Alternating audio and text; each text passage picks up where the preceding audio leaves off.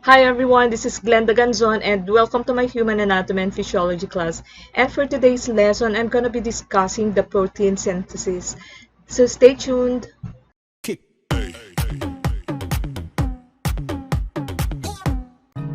It was discussed from my previous video about the nucleus and the DNA replication that DNA provides a blueprint for the cell structure and physiology. And this refers to the fact that DNA contains the information necessary for the cell to build one very important type of molecule, the protein. Most structural components of the cell are made up at least in part by protein, and virtually all the functions that a cell carries out are completed with the help of proteins. One of the most important classes of proteins is enzymes, which help speed up necessary biochemical reactions that take place inside the cell. And some of these critical biochemical reactions include building larger molecules from smaller components, such as occurs during DNA replication or synthesis of microtubules, and breaking down larger molecules into smaller components, such as when harvesting chemical energy from nutrient molecules. Whatever the cellular processes may be, it is almost sure to involve proteins. Just as the cell's genome describes its full complement of DNA, a cell's proteome is its full complement of proteins. So protein synthesis begins with the genes. So what is a gene? A gene is a functional segment of DNA that provides the genetic information necessary to build a protein. And each particular gene provides the code necessary to construct particular protein. Another is the gene expression, which transforms the information coded in a gene to a final gene product. Ultimately dictates the structure and function of a cell by determining which proteins are made. So the interpretation of genes works in the following way. Recall that the protein are polymers or chains of many amino acid building blocks, and the sequence of bases in a gene, that is its sequence of A, T, C, G nucleotides, translates to an amino acid sequence. And a triplet is a section of 3 DNA bases in a row that codes for a specific amino acid, similar to the way in which the 3-letter code DOG signals image of a dog. The 3-letter DNA base code signals the use of a particular amino acid.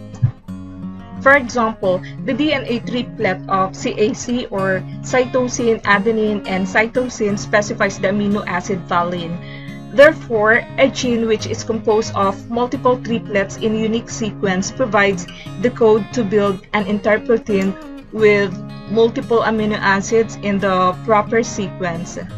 The mechanism by which the cells turn the DNA code into a protein product is a two-step process with an RNA molecule as the intermediate. So this is the picture of the genetic code. DNA holds all the genetic information necessary to build a cell's proteins. The nucleotide sequence of a gene is ultimately translated into an amino acid sequence of the gene's corresponding protein. In this picture is the transcription from DNA to mRNA or messenger RNA. In the first of the two stages of making protein from DNA, a gene on the DNA molecule is transcribed into a complementary mRNA molecule. DNA is housed within the nucleus and protein synthesis takes place in the cytoplasm. Thus, there must be some sort of intermediate messenger that leaves the nucleus and manages protein synthesis. So this intermediate messenger is messenger RNA, a single-stranded nucleic acid that carries a copy of the genetic code for a single gene out of the nucleus and into the cytoplasm, where it is used to produce proteins. There are several different types of RNA, and each having different functions in the cell. the structure of RNA is similar to DNA with a few small exceptions. For one thing, unlike DNA, most types of RNA, including the messenger RNA, are single-stranded and contain no complementary strand. Second, the ribose sugar in RNA contains an additional oxygen atom compared with the DNA. And finally, instead of the base thymine, RNA contains the base uracil. So this means that adenine will always pair up with uracil during the process of protein synthesis. On the other hand, gene expression begins with the process called transcription, which is the synthesis of the strand of mRNA that is complementary to the gene of interest. This process is called transcription because the mRNA is like a transcript or copy of the gene's DNA code. So transcription begins in a fashion somewhat like DNA replication, in that a region of DNA unwinds and the two strands separate. However, only that small portion of the DNA will be split apart, and the triplets within the gene on this section of the DNA molecule are used as the template to transcribe the complementary strand DNA. A codon is a 3-base sequence of mRNA, so-called because they directly encode amino acids. Like DNA replication, there are 3 stages to transcription. The first is initiation, the second is elongation, and the third is the termination. So here are the 3 stages of transcription. First, stage 1, which is the initiation, a region at the beginning of the gene called promoter, a particular sequence of nucleotides, triggers the start of the transcription. So for the second stage, which is the elongation, transcription starts when RNA polymerase unwinds the DNA segment. So one strand, referred to as the coding strand, becomes the template with the genes to be coded. And the polymerase then aligns the correct nucleic acid with its complementary base on the coding strand of DNA. RNA, on the other hand, or RNA polymerase, is an enzyme that adds new nucleotides to a growing strand of RNA, and this process builds a strand of messenger RNA. So the third stage is the termination stage. And when the polymerase has reached the end of the gene, one of the 3 specific triplets codes a stop signal, which triggers the enzymes to terminate transcription and release the mRNA transcript. So before the messenger RNA molecules leaves the nucleus and proceeds to protein synthesis, it is modified in a number of ways.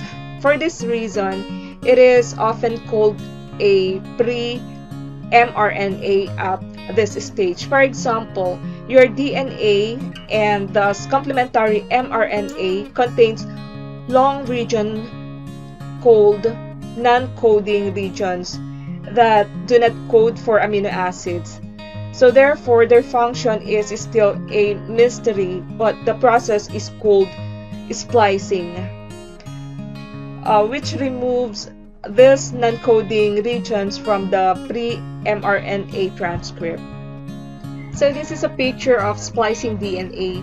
In the nucleus, a structure called a spliceosome cuts the introns, which is the non-coding regions within a mRNA transcript, and connects to the exons.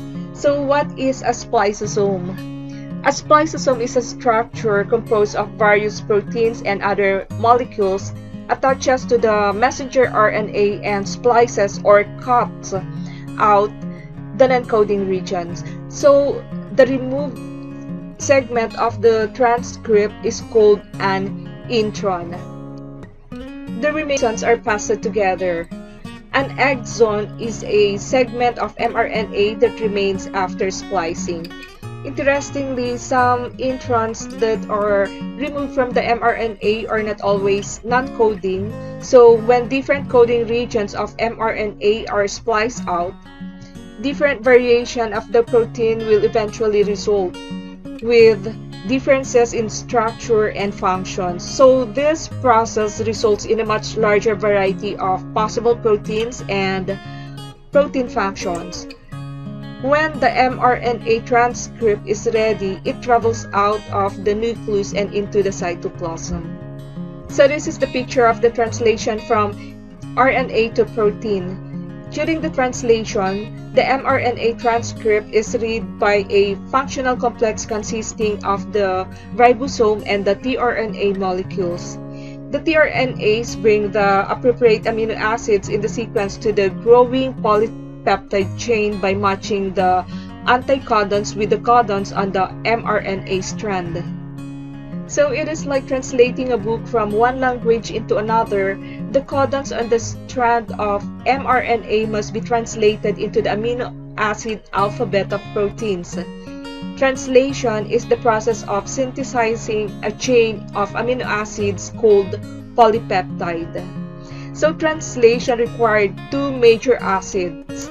First, a translator, the molecule that will conduct the translation, and second, a substrate on which the mRNA strand is translated into the new protein, like the translator's desk. So both of these requirements are fulfilled by other types of RNA. And the substrate on which translation takes place is the ribosome. Remember that many of the cell's ribosomes are found associated with the rough endoplasmic reticulum and carry out the synthesis of proteins destined for the Golgi apparatus.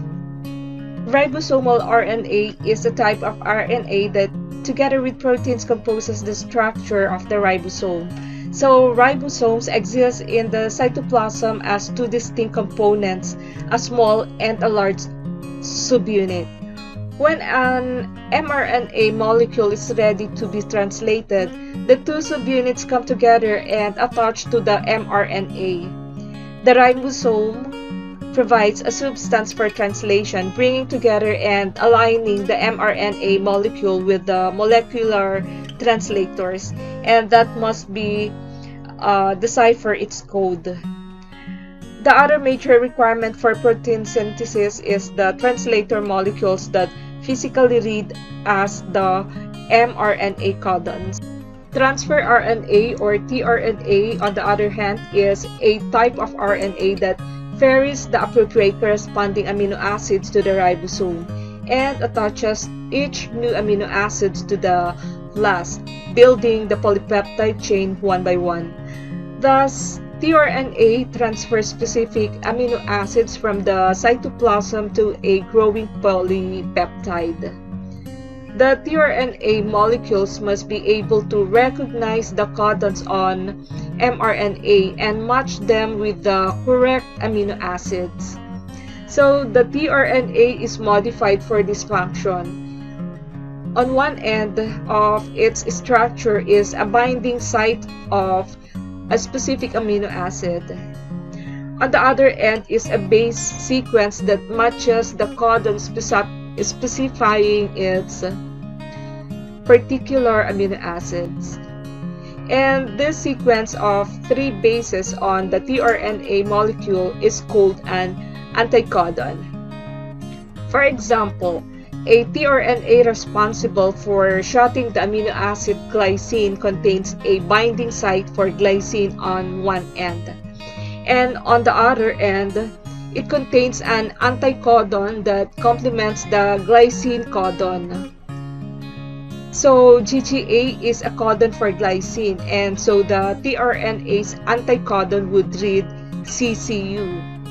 So equipped with its particular cargo and matching anticodon, a tRNA molecules can read as recognized mRNA codon and bring the corresponding amino acids to the growing chain. This is a picture from DNA to protein transcription through translation. So transcription within the cell nucleus produces an mRNA molecule which is modified and then sent into the cytoplasm for translation. The transcription is decoded into the protein with the help of the ribosome and tRNA molecule. Much like the processes of DNA replication and transcription, translation consists of three main stages. First is the initiation, second is the elongation, and the third one is the termination. So initiation takes place with the binding of a ribosome to an mRNA transcript. And the elongation stage involves the recognition of a tRNA anticodon with the next mRNA codon in the sequence. So once the anticodon and the codon sequences are found or are bound, the tRNA presents its amino acid cargo and the growing polypeptide strands is attached to this next amino acid. And this attachment takes place with the assistance of various enzymes and requires energy. So the tRNA molecule then releases the mRNA strand, and the mRNA strand shifts one codon over the ribosome, and the next appropriate tRNA arrives with its matching anticodon. And this process continues until the final codon on the mRNA is reached, which provides a stop message that signals termination of the translation and triggers this to release of the complete newly synthesized protein. Thus, a gene within the DNA molecule is transcribed into the mRNA, which is then translated into a protein product. Most commonly, an mRNA transcription will be translated simultaneously by several adjacent ribosomes. So this increases the efficiency of the protein synthesis. A single ribosome might translate an mRNA molecule in approximately 1 minute. So multiple ribosomes aboard a single transcript could produce multiple times the number of the same protein in the same minute. A polyribosome is a string of ribosomes translating a single mRNA strand. So this ends my discussion about the protein synthesis. If you have any question, please write it in the comment section down below and I'll be glad to answer them all. And once again, I would like to thank you all for watching this video and for listening to my discussion. Until my next video, bye everyone!